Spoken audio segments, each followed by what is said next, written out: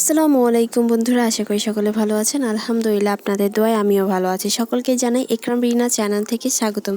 তো বন্ধুরা, চলে আসছি নতুন একটা রান্নার রেসিপি নিয়ে তোমাদের কাছে। তো বন্ধুরা, আশা করি আজকে রান্নার রেসিপিটি তোমাদের অনেক ভালো লাগবে। তো বন্ধুরা, কোনো রকম স্কিপ করা ছাড়া একটি লাইক দিয়ে সম্পূর্ণ ভিডিওটি দেখে আমার চ্যানেলটা সাবস্ক্রাইব করে আমার পাশে থেকে যেও। তো বন্ধুরা, চলো কথা না বাড়িয়ে তাহলে চলে যাই আজকের মূল রেসিপিতে। তো বন্ধুরা, প্রথমত দেখে নাও আমি এখানে কতগুলো ছানা নিয়ে নিয়েছি। এটা আমি 500 গ্রাম থেকে একটু বেশি তরল দুধ থেকে ছানাটা কাটিয়ে আমি ফ্রিজে রেখে দিয়েছিলাম। ওই ফ্রিজ থেকে বের করে আমি কিন্তু এই আজকের রেসিপিটা তৈরি করব। তো বন্ধুরা দেখো, ছানাগুলোকে নিয়ে আমি আগে রুম টেম্পারেচারে নিয়ে আসছি ফ্রিজ থেকে বের করে রাখার পর। এরপর আমি একটি বোর্ডের উপর, কাটিং বোর্ডের উপর রেখে এটা মথে নিচ্ছি। আর হাতের এই অংশটা দিয়ে কিন্তু সুন্দরভাবে মথে নিতে হবে। তো বন্ধুরা দেখো, আমি সফট একটা ডোর মতো তৈরি করে নিয়েছি। এখানে আমি কোনো ধরনের পানি ব্যবহার করিনি, এমনই হয়ে গেছে। তো বন্ধুরা, আমি এখান থেকে একটু একটু ড্র নিয়ে ছোট ছোট সুইট বলের মতো বা বোলের মতো তৈরি করে নেব। ঘুরিয়ে ঘুরিয়ে তোমরা হাতের সাহায্যে দেখে নাও আমি কিভাবে কাজটা করতেছি। তো বন্ধুরা দেখো, এইভাবে আমি এখন প্রত্যেকটা মিষ্টি তৈরি করে নেব। মিষ্টি তৈরি করে নেওয়া হয়ে গেলে তো বন্ধুরা দেখো, আমি এতগুলো মিষ্টি তৈরি করে নিয়েছি এই ছানা দিয়ে। এখন আমি চলে যাব চুলায়।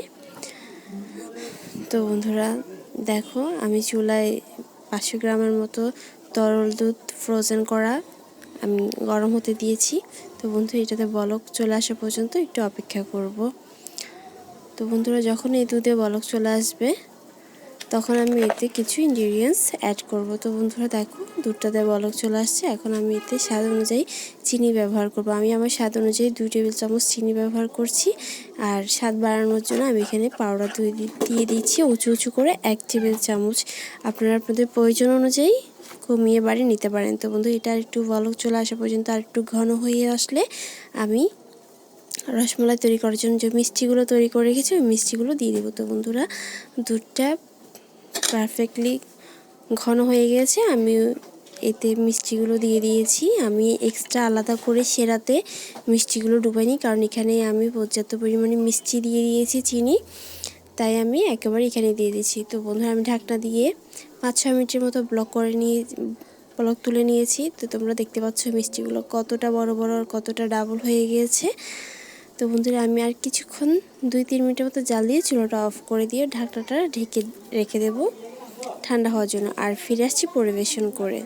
তো বন্ধুরা দেখো, তৈরি হয়ে গেলো মজাদার রসমালাই রেসিপি। আর কতটা ইজিলিতে তৈরি করেছি এই আজকের রসমালাই রেসিপিটা তোমরা দেখে হয়তো বুঝতে পেরেছো।